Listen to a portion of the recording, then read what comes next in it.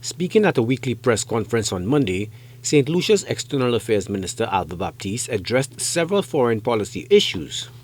Baptiste expressed optimism for improved relations with Venezuela and Guyana following a recent meeting of Caribbean leaders. He said St. Lucia values its close ties with Venezuela and sees diplomacy as the path forward in resolving disputes over border issues. Guyana and Venezuela at a CARICOM facilitated sit-down agreed not to use force to settle their dispute over the oil-rich region of Essequibo. You know, we are very close to Venezuela, and we are an integral member of the CARICOM family. The CARICOM family is extremely close to Venezuela, and St. Lucia has cooperated with Venezuela even before our independence. There is no doubt in my mind that we have dedicated our region as a zone of peace, and it shall remain a zone of peace. And if we have an open line with Venezuela and a member of CARICOM, we know how to use the tool of diplomacy to resolve our issues.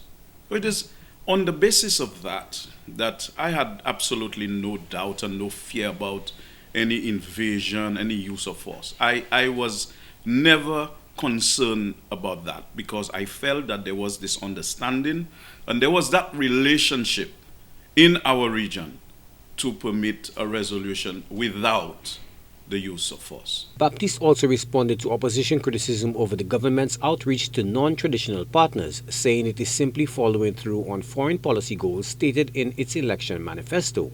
He argued the policy is driven by pragmatism, not ideology. It is very clear that St. Lucia has dedicated itself as a country that is interested in diplomacy as a major tool to navigate the turbulence of the contemporary global political environment. We are not going to be friends with some and vexed with another set because of tensions between X country and Y country. We have our interests to pursue. We have decided to cooperate with others on the basis of what is important for us to do to survive in a very different world, in the post-Cold War period. So our manifesto clearly stated that we are going to reach out to non-traditional countries as a way of attracting official development assistance and foreign direct investment. That was no secret. That was no secret. And no doubt we are pursuing exactly what we said in the manifesto. The minister further criticized what he views as the opposition's emotional and personal approach to foreign policy, arguing that such tactics are counterproductive and detrimental to national interests. The UWP wanted the government of St. Lucia to take a bilateral approach to the Guyana-Venezuela border dispute. I'm not surprised that the opposition would make statements to that effect because they joined a Lima group. They joined the Lima group to condemn Maduro. So they are very emotional and very personal in the foreign policy. You cannot be emotional about foreign policy. You have to be cerebral about foreign policy. And obviously, we do not want conflict. We do not believe in just taking unilateral positions against countries. But let me, of course, direct your concern through the mechanism of CARICOM. We coordinate foreign policy and trade policy via the CARICOM framework. CARICOM has issued statements on our behalf.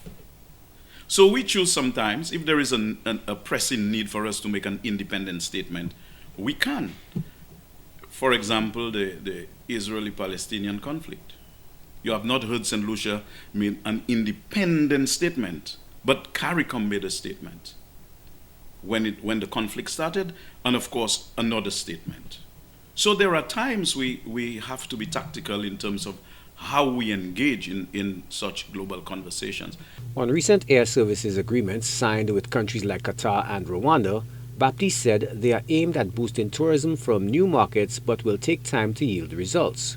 Improving regional air connectivity has been a long-running challenge, he acknowledged, but said increased travel for next year's Cricket World Cup in the Caribbean offers opportunities on that front. Joachim Duplessis, HTS News Force.